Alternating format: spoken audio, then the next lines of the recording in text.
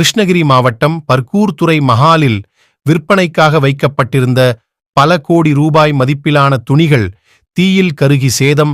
தங்கதுரை என்பவருக்கு சொந்தமான திருமண மண்டபத்தில் வடிவேல் என்பவர் வெளிமாநிலங்களில் கர்நாடகா, மகாராஷ்டிர, குஜராத் ஆகிய கம்பெனியிலிருந்து மொத்தமாகவும் சில்லறையாகவும் துணிகளை வாங்கி குடோனாக பயன்படுத்தி வந்துள்ளதாக கூறப்படுகிறது.